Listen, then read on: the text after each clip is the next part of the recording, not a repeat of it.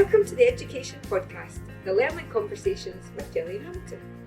I'm Gillian and I'm Chief Executive here at Education Scotland, and today I'm delighted to be joined by Graeme Armstrong, the author of the best-selling book, The Young Team. Graeme, welcome to the podcast. Thanks for having me. Graeme, I want to kick off because I've got so many questions I want to ask you today. I'm really privileged to be sitting opposite you. You're a best-selling author. I'm sure many of our listeners have read your book. You know from a previous conversation that I've listened to it as an audiobook. So you've walked around Glasgow accompanying me with your story. But for those who've not listened or read the book, can you tell them a wee bit about what your book's about? The Young Team is basically the fictionalised version of my lived experience as a gang member in the 2000s in North Lanarkshire. So it was a particularly violent time. The 100 years of gang culture had culminated in peak violence, basically, in the city and in Scotland. Glasgow's murder capital of Europe. And young people like me who live in working class communities are pulled into gangs. And that was basically my life, Lost my father young. And that was a big catalyst for me being involved in a street life, using substances, alcohol, and very, very lucky. I found inspiration, and I found a work of literature that changed my life. Went to university, and then in the first months of recovery, when I was 21, I started to write. So the Young Team is my story. So the writing was actually part of the recovery journey? Absolutely, yeah. And you talked there, Graeme, about that was life in North Lanarkshire at that time. Looking back, is there anything that could have made it different for you? School, family, or was that pull to that culture that you talk about just too strong? Years later, reflecting on it, I think the masculinity thing wasn't really understood, back then, or spoken about in the same way, and especially for a young man that's lost his father, there's a sort of masculine deficit. So I was always, didn't know footballers. I was always kind of behind the rest of the lads, so it turned into a sort of hyper masculinity with me. Mm-hmm. It was this need or this want to really promote yourself as a tough guy, basically, and that made me incredibly vulnerable as time went on. But yeah, there was absolutely no youth services at the time. Mm-hmm. There was no youth clubs, so literally adolescents were just on the streets. And that was the result, really. And you mentioned, really interesting, you mentioned the word vulnerable. Yeah. I'm assuming that you didn't feel particularly vulnerable at that point. It's only looking back. Yeah. Tell me a wee bit more about that. Yeah, I think that's the kind of paradox at work here. The more young men predominantly act invulnerable, and that hard shell you encase yourself in, actually you become more vulnerable. You're more involved in violence. You're more at risk of self-harm, suicide, as we know. The figures back that up totally. And our mental health was affected by trauma of the stuff you endured as a gang member, but also years of substance dependency and alcohol abuse. And when you talk, see, I've told you I had lots of questions already, but you talked there about mental health, and again, as a young man at that point, you wouldn't have been aware of that. You wouldn't have been thinking, my mental health's affected here. This is a challenge for me. But looking back, all those largely young men that you were spending time with, they would have had the same sense as you, wouldn't they? I'm invulnerable, I'm fine, I don't need any support, I don't need any help. It's the powerful allure of gang life, it's full of bravado, it's full of glamour, but actually it's very short-lived, that stuff, So I found myself in mental health crisis when I was 16, having serious anxiety attacks, panic attacks, because of substance abuse, but also because of constant stress and, a sense of hypervigilance, living with your head over your shoulder, looking for people, fear of violence, being exposed to, being in the circumference of people being murdered is a lot for a child. And it's hard to think of yourself as a child in that environment because your childhood almost dies immediately. And you lose that innocence of youth, And big focus in my work, that lost youth, is something that I've kind of mourned. I had to kind of mourn my own youth as I became an adult. That's interesting, because I remember when I was reading the book, you talk a lot about the elders and the role of the elders in that context. So actually those role models, the looking up, there was almost a kind of rite of passage from an age band into another age band. Totally, it was aspirational. These guys were like anti-heroes, if you want to call it that, in a place where, you weren't doing well at school, you were getting no admiration or recognition from any other spheres. you could be somebody in a gang, you know, their guys' names was painted on the wall. That was some, you know, on social media, which was at its advent at the time, you know. We talk about social media, it was a new problem, but it was always there, just in different forms. We didn't have a smartphone in our pocket, you know, we had a PC in our mum's living room. You know, You're showing your age now, Graeme. I know, no, and you know, but that was at the advent of that. But a lot of the stuff, you know, it's got worse. But actually back then, it was still there. You know, I've got pictures in my work I do with staff and schools that of young men brandishing machetes, kitchen knives in their mum's bit. You know, it's putting this Spartan warrior image out to the world, but actually beneath it, you know, it was just an act. They were actors. They were acting tough, but, you know. And one of the things for you, and I know you talk a lot about this, and in the book too, I'm conscious it's based in experiences, but the role of education in the midst of all of that, the story about the role of your head teacher, or the role of the head teacher, was really, well, as a former head teacher, was really, really powerful for me. But through it all, I got a sense that education was a help, a saviour, etc. If you let it. Can you talk to me a wee bit more about that role of education, the role education played for you, and how it took you down a different path? Education in high school, secondary education was a game of two halves for me. My first school was a big school, it was 1,200. Just the culture in the school was very much do not pass go. Exclusion was the first resort, you know. And I was excluded 4 times and then permanently excluded, so suspended and expelled by age 14. So not a positive experience, you know, albeit I had a few advocates. There's a, you know, a MacGyver or a Mr. Rawlinson in every school. And I had good ones, but it wasn't enough because the culture of the school was pro-exclusion. So I found myself in front of the authority, age 14, looking for a new school, expelled. You know, take full responsibility. You know, it was an act of violence in school while under influence of alcohol. It was serious. But the lead up to that was, you know, it was silly stuff, basically. You know, those 4 exclusions that contributed to that were silly. And then when I go to my new school, you know, this is a nurture environment. Before that was a buzzword that we use, you know, because Mr. Rawlinson, the then head, said, you know, you're a guy that dogs school all the time. I'm not sending you up the road. You can come here. You can work in my office. You know, so he actually had X-ray vision that could see beneath the shells that young men put out, and he could see the vulnerability. And he also acknowledged he might be our last chance, you know, before we hit criminal justice or before we have a premature death.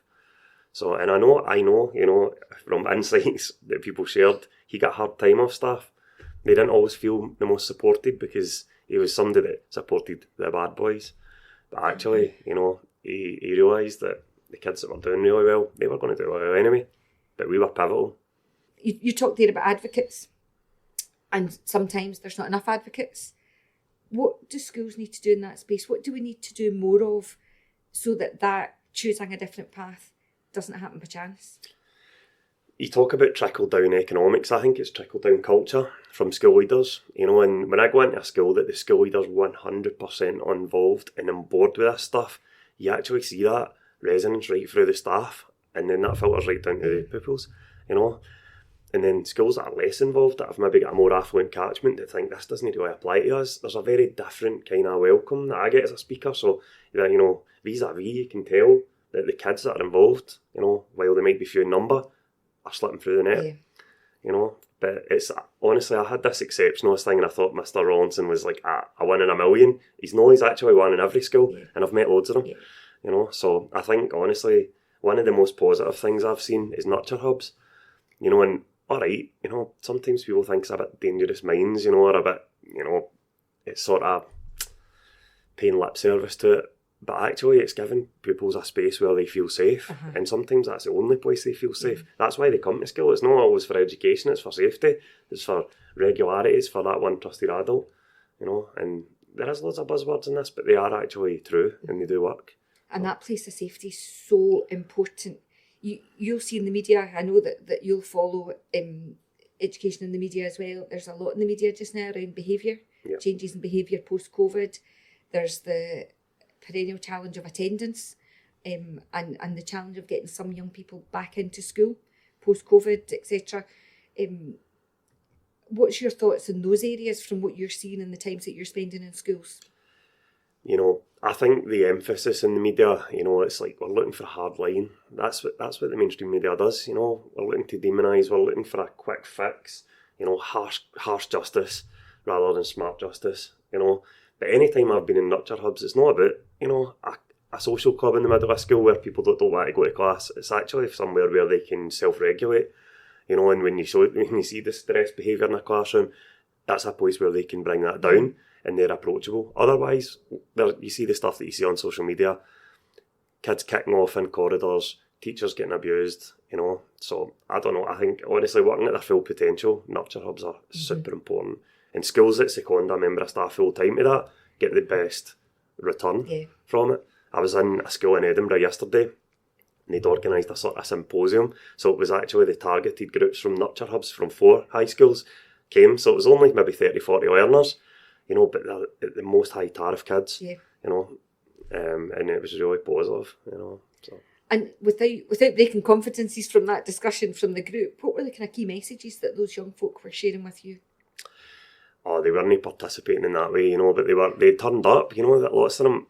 The problem with the high tariff stuff is you turn up and they've not attended, you know, so you can be ready to speak to 12 and you'll maybe get 4, you know, but they all came, you know, some of them actually said they don't come to school, they've only come to hear you speak, so they've given me a golden opportunity to reach them. And, you know, I'm very aware that we plant a seed when you do an input, it's the school that waters that seed, you know, and it will pop, potentially, but it needs to be sustained, you know. And we were talking before we turned the mics on, we were talking about busyness and how busy you are. You can't be in every school in Scotland sharing that message. And it shouldn't be personality led. You know, that there's a problem with the cult of, you know, the charismatic. I really veer away from that, you know. And I've followed my own charismatics, you know, Carl McCluskey, John Carnochan, and they are leaders, you know, in that sense. But this needs to be across the board, you know. And PSE, SOCED, they called it in Coatbridge, was a missed opportunity while I was in high school. We were being showed videos in first year of the AIDS crisis. That's how old these videos were. They were like late 80s and they were totally irrelevant to us. So we totally disengaged. And there's, you know, a period or 2 periods a week where we could have been engaged that we were completely missed. And we should have been getting really profound drugs education, violence stuff, anti-input, you know, anti-violence inputs, and we didn't get it. So... And that feels like a missed opportunity now. It was without a doubt. It was without a doubt. And like you, I spend a lot of time in schools across Scotland. It's something I've committed to in this role. And like you, what I see, you know, conversations with head teachers are telling me there are challenges with some young people, with behaviour, with attendance.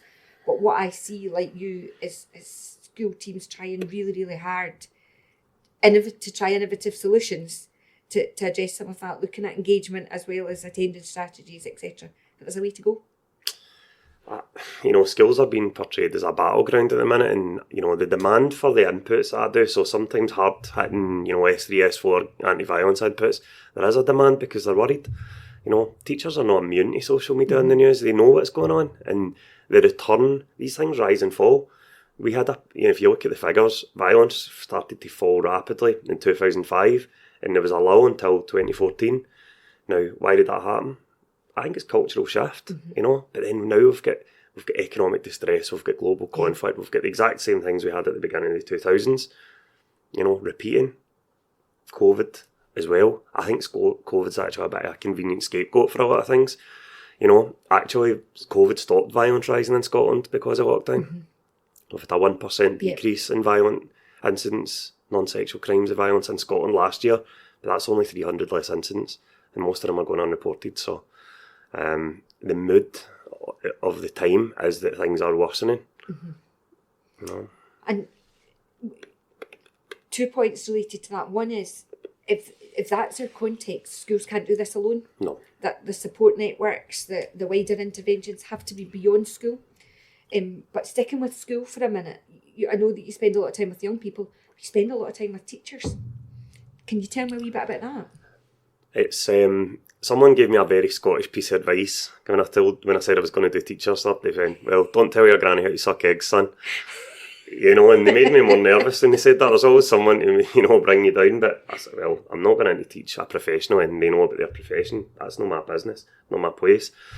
But I'm going to give them maybe another tool for the tool belt. You know, I'm going to actually, it's an empathy test, you know. because they see the hard shell, and if they've not got the X-ray vision on, are they seeing beneath, or are they just seeing the behaviours? So that's what I do. You know what I do? It's, you know, my lived experience doesn't change, so it's a lived experience, but it's also combined with academia. You know, it's combined with the figures, it's combined with the footage, it's combined with seeing pictures of weapons and seeing videos of assaults that are really upsetting to see for myself included, but also a reconnection, because we need to re-engage with the reality. We can't live on a fantasy that, you know, violence was solved in the 2000s because it was a good story for the press. It's not true. You know, violence is always there in every school. But some schools think it doesn't apply to them because of the catchment, you know, because they come in a more affluent area. So I rebrand. I used to say I talk about Scottish gangs. I just talk about youth violence now, you know, because they're like, we don't have gangs in our school. And I'm, okay. But one of the playing with things, semantics. the first time I heard you speak, you talked about, and it was a real challenge, it was the School Leader Scotland conference when you were speaking to a whole room of secondary teachers, and you challenged that room and said, these young folk are in your schools, they're in your schools today. And I think that was a hard-hitting message in the room, and I know it landed really well with head teachers looking to do more, be more in that space. You talked about social media there as well. Yeah. And you talked about back in the day, we'll use lots of old sayings, grannies sucking eggs, and back in the day, but back in the day, social media was just starting. Yeah. Social media is in a whole different place with our young people now. Are you seeing the impact of that on young people and in your conversations across Scotland? Almost every school I go into is talking about Andrew Tate. You know, it's talking about the misogyny problem. That is new. That wasn't a thing. You know, when in a working class community like ours, it was a matriarchal. You know, mums ran the show. You'd never badmouth your mum. You know, but now we're seeing young men disrespecting female teachers, and there's also a sexual element to that, which is completely foreign to us. You know. And why? Because there's powerful Svengalis on social media who are very, very wealthy, who are putting out outward signs of wealth and privilege. You know, they've got a Lamborghini, they've got a Rolex. That's very appealing to a young person who's in economic distress, you know, or who has low aspiration, you know, because it's hard to compete with a guy in a Lamborghini, actually. But the reality is, you know, he's got a arrest warrant. He's been extradited back to the UK to face sexual crimes, you know, rape included. So that isn't a role model we want our young men. But their messaging is toxic, it's insidious, and we need to be the countermeasure, you know, always, with all this stuff. Same way, you know, other cultural influences like drill music, violence has been glamorised. We're not in the business of blaming, you know, violence on art, but it's contributing to a culture of violence, you know, and we need to acknowledge, if you look down south, there's not a day goes by, practically, where there's not a mention of a young person being stabbed and killed on English streets. You know, that's happened in Scotland as well, increasingly, and we don't want to return there. No. That's where we came from in Scotland. And you were talking there about, you know, influencers and how we work together to address some of that. But I'm really conscious, taking you back about 10 minutes when you talked about some of the videos that you saw in PSE's social aid as a young man, and how those didn't land. So actually the balance of knowing that that's knowing that those are the messages, but making sure that in education that that political literacy, etc., getting that right, so that young people don't look at that and think, yeah, I hear you, but that doesn't land, it's out of date. And I'm very aware that I'm 32 when I'm standing in front of 15-year-olds. I made the mistake of asking what year they were born there, and they told me 2009 in S3, so it's historical fiction. But actually, I'm only 16, 17 years older than them. So, you know, and they still see me as a sort of young person. I'm just probably on the limit of that, to be fair. You've not moved over. No, You've not moved over that slightly line. on the limit, you know. But the troubling thing is that they recognise their own life. They recognise their own community. They recognise their language. They don't feel judged by someone who's speaking West Central Scots. You know, I'm not an outsider. I've got a unique privilege that actually I'm viewed as an insider and a peer, which then, you know, can be fully used to full potential. Absolutely. And that's a privilege and an opportunity, but it's also a big responsibility. Absolutely. You know, sitting in that space and being able to influence really positively in the lives of those young men and young people more widely. You're talking, just linked to that, you talk in your documentary, the Street Gangs documentary, about the gang culture. You talked there about shifting the language you're using in that role of popular culture. What has changed for those young people now,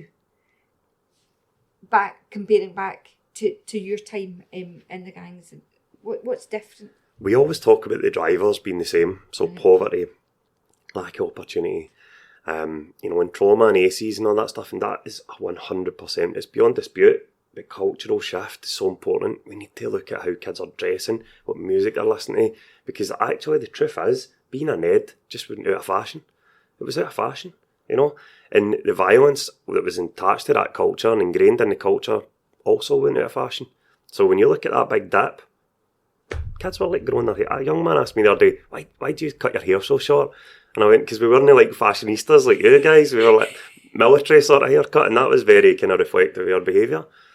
But honestly, we need to look at culture and what's creeping back in. Football hooliganism, casuals, right? That's got violence attached to it. Drill music, it's beyond dispute that it's violent, So we need to look and ask ourselves, we're adults, we can discern fact for fiction, fantasy for reality, but can a 15-year-old child? You say we, Graeme. Who's we? Adult, well, I'm putting myself in with you guys now, because I'm an adult. That's a harsh revelation, but it's the truth, and I find myself I'm more closely allied with teachers and police and professionals now than, the streets, but it's that bridge effect. And it's maybe, this is a bold statement, but it's maybe we as Scottish society. Totally. It's not the role of a teacher or a policeman, or it's how collectively as society. Silos don't serve any of us. Everyone points the finger at teachers and say, teachers need to do more, they've never stepped foot in a school and seen what teachers actually do. They've never been in a nurture hub, when they're trying to regulate a kid who's not getting looked after in the community, and this is their only sanctuary, and they know at the end of the school day they're sending them back to a place of danger, or they're involved in stuff, criminal exploitation with gangs, with drugs, and kids aren't making it out of that sometimes, and it's a heavy burden on teaching staff. So it is a partnership approach.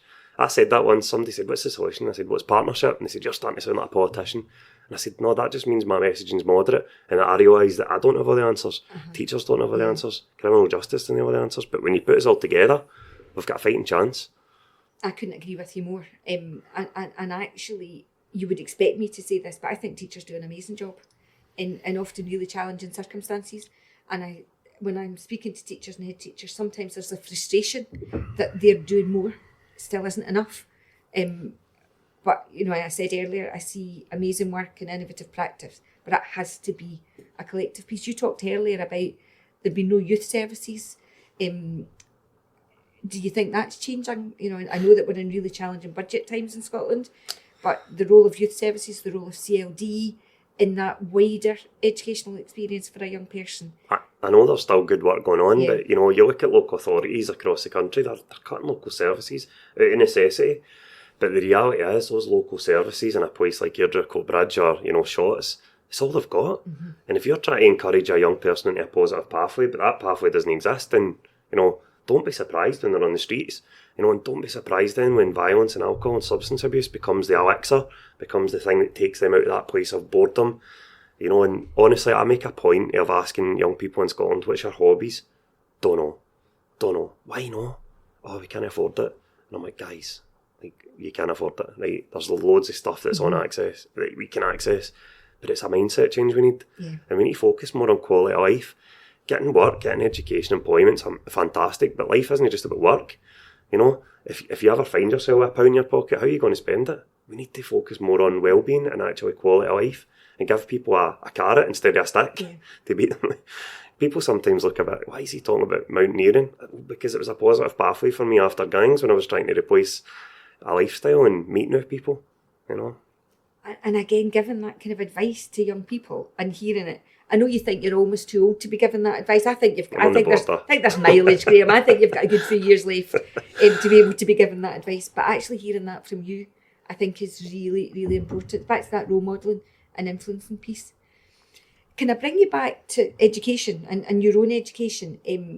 Because, you made that conscious decision to, you talked earlier about secondary school being a time of two halves. That second half led you down a very different path from maybe where you thought the first path was taking you, because you went on to study, to write, and you've now got a whole number of qualifications in the bag with more to follow, hopefully. What's your learning been in that space about engaging in writing and particularly with the academic landscape in Scotland, given the background story that you took there? You know, it's been a bit of a journey from that young kid who was put in a sync class, you know, in a higher English because I was destined to fail. You know, and the girl sitting next to me, it was total fate. It was sliding doors, and she said, "You should read Trainspotting. You'd like it." That was all she said. Something very minimal, you know. And it changed the course of my life forever, because there I was, a young man who was hopeless, who felt worthless, had a very low opinion of himself, whose friends were dying. I'd actually seen a boy take an overdose on heroin right in front of me, and I'd saved his life. Very dark space for a 16-year-old, not a solid foundation. But there I've got this book that somebody bothered to write, and it's written in a working class voice like me. It's Scottish, it involves drugs and violence. That's my life. Mm-hmm. So that spoke to me in such a powerful way. It was that resonance with my own reality that was transformative. So then I go from being this kid to saying, I'm going to go to university, because now I'm a product to another environment. I'm not just on the streets, I'm around kids that are expected to go to uni, who are applying to UCAS, you know. So there I am, you know, a fish out of water, as we say. And I was inspired, and it was inspiration, it was the catapult. But I failed, you know. My first hire, I got an F, mm-hmm. you know, and a teacher said to me, you know, you got what you deserved. You know, you're a waste of space. Too much reading in university for somebody like you. So it's quite ironic now that my book is taught around Scotland. It's taught in 4th year honours modules in Glasgow University and Strathclyde, and I'm currently a PGR, PhD, doctoral researcher. So it's been a turnaround. You know. It's definitely been a turnaround. Folk listening won't be able to see my face because we're not filming, but when you were saying there about you got what you deserved, you were destined to fail. Tough, eh? That's tough. That became... those powerful messages. I know, but it became a challenge, you know, and I turned an F into an A, you know, and I got 3 hires. So I left school with 4 hires and went straight to university, which again is a difficult experience for working class young men, particularly, you know, who feel different, othered because of the way you speak, because there's not a kind of pathway for working class people in there, you know, and it was about endurance rather than enjoyment. You know, at university? Yeah, I was still living that life, you know. My friend would go on to commit a murder. In my 3rd year, I was stabbed. You know, I was very much living a double life, but education was a bedrock to build on. Mm-hmm. And actually, when I found faith and, you know, I got into recovery and I was drug free, I started to write. You know, I was a 4th year student writing, and I wrote The Young Team almost in its entirety in those months. So it became a companion to me. It became a life saving. It's a life ring, you know. And was that writing then almost cathartic at that time in your life? I think at the beginning it was a companion. You know, I was alone. I was on my own. I had to socially distance myself from my community, from my reality. You know, and that's a very lonely thing. You're going against the grain, swimming against the current of everybody doing one thing. You're away doing this other thing. And education is treated with suspicion across, you know, in loads of communities. Oh, you're one of the brainy ones. You think you're better than us, and you know, so it's difficult to take that step, and it's a leap of faith. That, you know, I'm committing myself to a process and it might take me somewhere, you know. But then, you know, my Kathleen Jamie was my tutor, Scotland's Macker. Janice Galloway was a writer in residence who went on to mentor me and recognised that, you know, 2 really powerful female characters that took me, you know, from being this lost kid into, you know, someone who's doing a master's degree and then and beyond.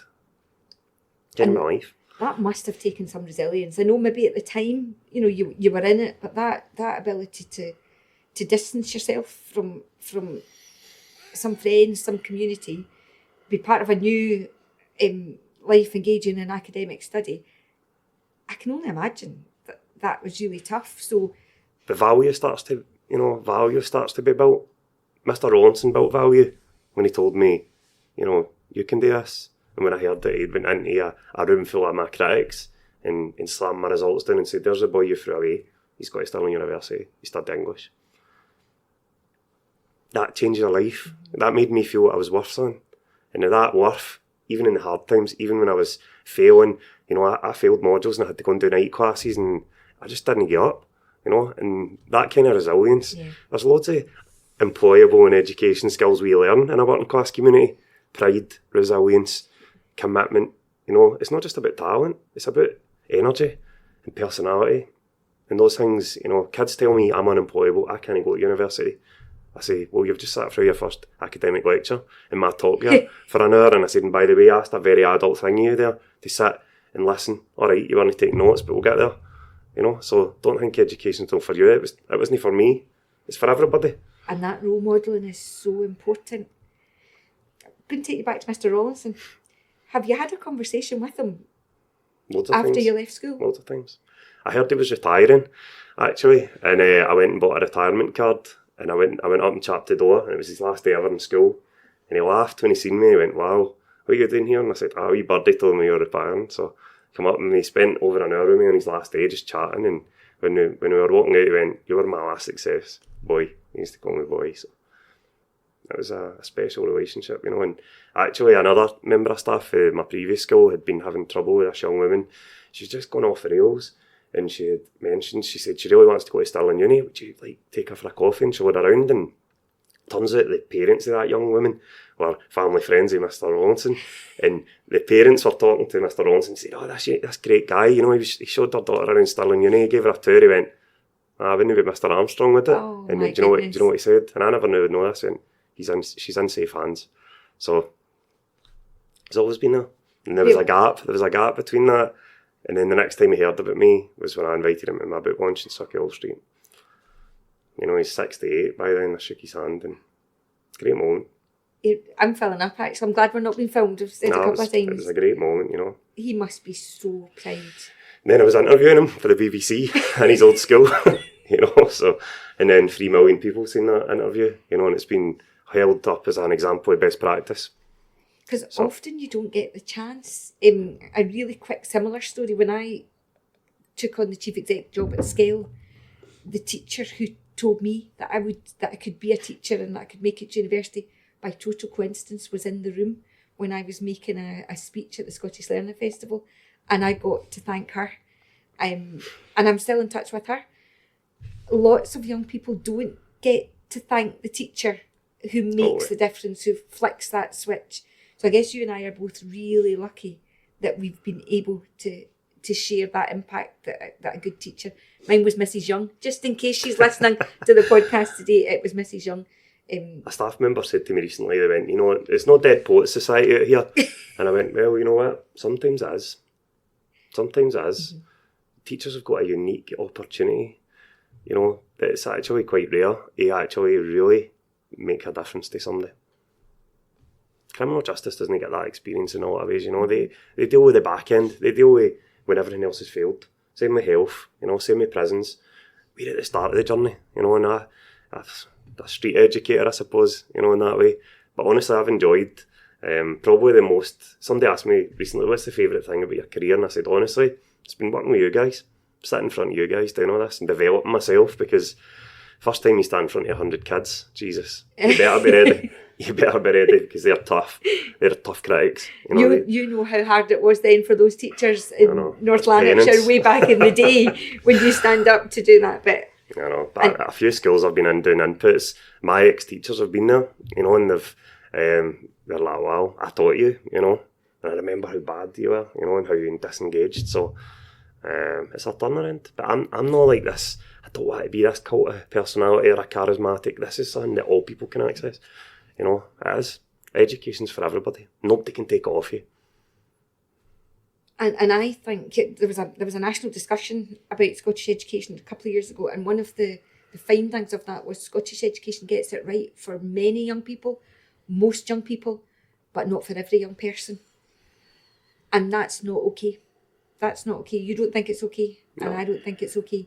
We talked earlier about that busyness and that you're in lots of schools been sharing that message. And I get your point around it can't be about you and it's not one person.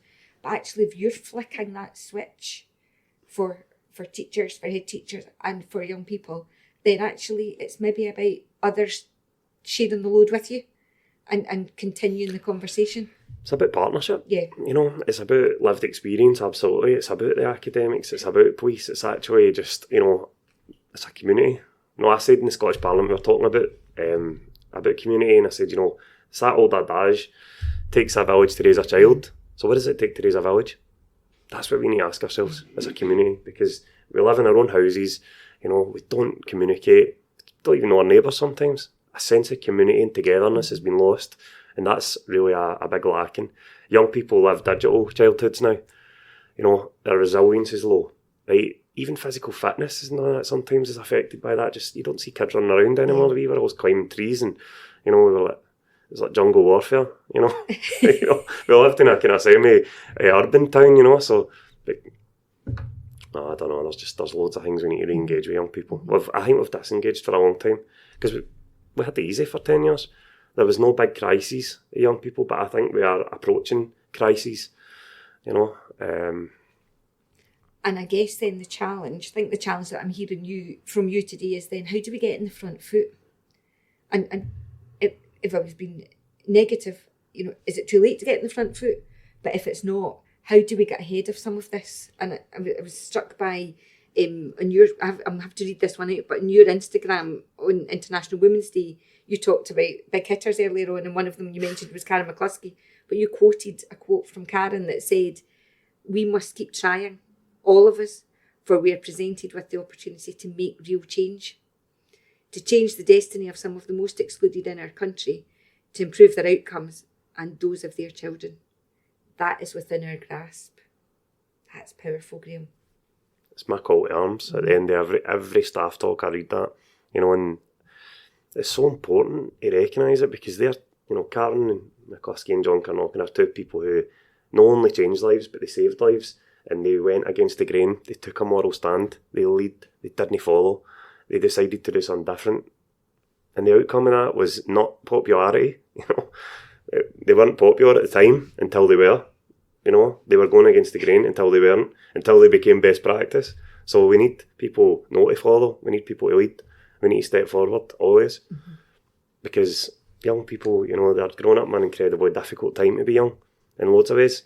You know, and every generation could say that, but I think we're particularly isolated now in these silos.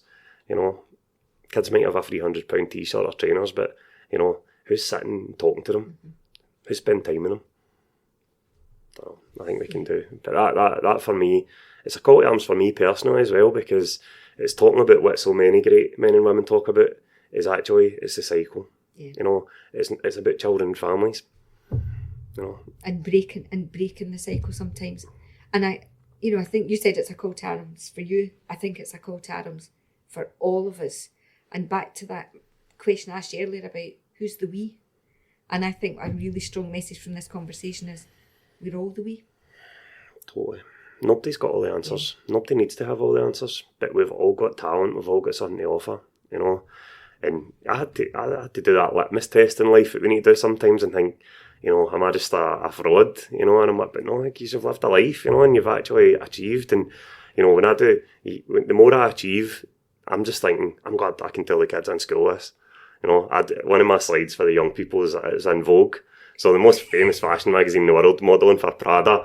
And I said, that's not meeting my full potential by the year it is, talking to every head teacher in Scotland, talking to the Scottish Government on your behalf. You know, and see when you say that to them, what do you mean on my behalf? I'm like, because that's what we do. When you work in the community, you're serving young people. Absolutely. And the idea of service is sometimes sadly lacking in public life, but service is a great thing. Yeah. When I was speaking to those head teachers earlier that I mentioned, and I was saying that when you take on a headship role, that's about a need to do even more for young people, and that is about service. It's definitely about service. And I was also talking to them about, smiling there when you were talking about being in Vogue, we were talking about imposter syndrome. But my message to those head teachers was, if not you, who? And I think that's, again, another strong message for us this morning. Sometimes we're waiting for a hero to ride in and save the day, and it's you. You know, we're talking about one trusted adult being the change between life and, literally, the difference between life and death for some children. It's you. It's not who is it? It's you. You know what to do. You know what talent you've got. You know what gifts you've been given that you can impart. Now, that's different for everybody. I know what I've got. I can tell a powerful story. I can capture attention for an hour. That's my contribution. I've created resources that can be used in schools. I've created a novel, short stories. That's my contribution, but it's not just enough. I need to then go and apply that in the community. Yeah. So when I do the talks, it's like applied, And we could talk all day. I know we could talk all day, but I'm conscious of time and probably just to round off. And you did touch on this. We've talked about circles and full circles. Actually, seeing your writing on a syllabus for Scotland's young people must feel a bit like coming full circle.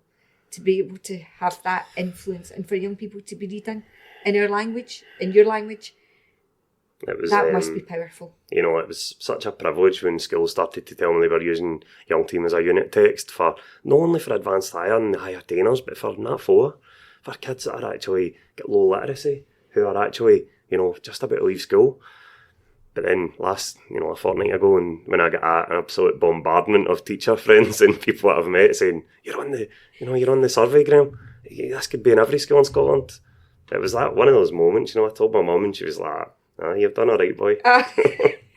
You can always rely on your mum to keep your feet, totally. Keep your feet in the ground. Absolutely. But I come from an exclusively female family as well, so they keep me on my toes, you know, and I'm no celebrity in the house, that's for sure. But listen, you know, and I understand, you know, some schools have actually actively said, oh, Graeme, you know, I don't know if this is for us. It's, you know, parents and attitudes in the community. And, you know, it's that litmus test again. I was asked to speak in one of the independent schools in Glasgow and I went, why the hell are they asking me to come and speak? Right, but then I realised, right, it's an empathy exercise. Right, we're dealing with people that are naturally going to high attain. So they're going to be, you know, in the legal profession, the medical profession. They're going to be dealing throughout their career with high tariff people. They need to understand them. You need to realise that it's not just a choice, a lot of this stuff. It's a cycle, you know, and it's a difficult one to break. So honestly, the thought of kids studying the book is just absolutely amazing. And I 100% support that, as I have right through. You know, Drumchapel particularly, shout out, Clydebank, Prestwick, areas that are typically a bit forgotten in Glasgow's rain shadow, you know, out with, just like we were in North Lanarkshire, Dundee. So I've got an affinity with these places, you know, so they're seeing kids not only turning up to school to do it, but proactively reading. Some of them are coming in saying, I've finished the book. And that doesn't surprise me. Before. That doesn't surprise me. What are they telling? What are young people telling you about the book when you speak to love them? it, big man. Respect. You know what they're like. They're a bit cagey sometimes. You know what I mean? But the fact that, you know, an S3 group that are absolutely wild, that are known wild, that will sit for an hour and listen. The teachers think I'm like a hypnotist or something. You know, but it is hypnotic because what they're seeing is their own life, and that's powerful. You know, and that school I was telling you about yesterday up in Edinburgh with the kind of symposium with the other groups. I got feedback off the member of staff who's full-time in the Nurture Hub, and he went, one of my really, really high-tariff young people came back to me after the session and he said, I'm going to try on school now. I felt emotional, you know what I mean? It's just like, you've done something, you've changed something, you know, and a couple of the young men after it were asking me, you know, I've got criminal convictions, and I went, well, you know what, you can't change the past, but these people are here for your future, right? Forget what's done, we can't change it. I've just told you about my past, but look how different my future is. That's the message. That's so It's powerful. a simple message, but, you know, draw a line. You know, see if staff are trying to help you in school, let them. Let them. They want to help you. It's free help, take it. And I think in the back page of your new book, you should have some of that feedback directly from young people. You know, normally you get feedback from, I think you should have in the back page of your next one, loved it, big man. It's the best feedback you can get. That is the best feedback you can get. Same way, you know, in adult prison estate, you know, in schools. Kid reading is powerful. The first book I read was Trainspotting, like really read, you know, properly read. The next book I read was Gatsby, you know, and then that was it. No, that got me an A in higher English, but it changed your life because it changed your perspective. Read what you love until you love to read. Yeah, you know? I saw that recently. I know, I shared that. Was that you? I shared that. But I just heard that and I thought it was brilliant. You know, it's just an icebreaker. Once you're in, you know, you've taught them a skill that actually they can read. The booksellers in Waterstones were telling me, Graeme, after you get published, we've seen, you know, characters we don't usually see in here shuffling in nervously. And do you know what? I thought that was really, there's something really poignant about that for me. These guys, you know, street guys, working class men in a bookshop feeling nervous because they've never been there before. But I'm like, where's that young team? That's brilliant. That's, honestly, forget awards, forget lists, forget all that stuff. A young child says that to you, you've made a difference, they're reading. You know, an adult that's re-engaging. Changing lives one at a time. That is one at a time, I say that all the time. Don't try and, the systems are resistant to change. You know, these big political gestures we do sometimes, just deal with who we've got sitting right in front of us. We've got an opportunity. one at a time, because their child, that 1 equals 5, you know, they go on to be a stable parent, right? They go on not to die a premature death. That affects hundreds, if not thousands of people. I'm one of them. I'm just one of them. I was just a lucky kid that read a book. So when I say, you know, I've got an infant technology app changing lives or literacy changing lives, I mean, I'm living proof, you know. But see, as one kid who read a book and started to write, don't underestimate the power of your own voice. Don't underestimate the change that you're making, not It's a even gift. what you can make. You pass it on. Yeah. It's a baton, you know, you pass it on really, and, you know, loads of kids are doing it now, so it's good. It's a good shift. On that note, Graeme, can I just say thank you so much. I've forgotten that we've been recording as we've been blethering, which I think is the sign of a great conversation. Can I just say thanks for joining me today?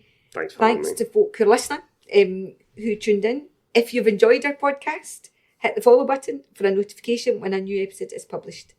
And keep an eye out on our social media pages, including our New Education Scotland Instagram account and our LinkedIn for news on the latest episodes. Graeme, thank you. Thanks so much. Keep up the good work. Thank you.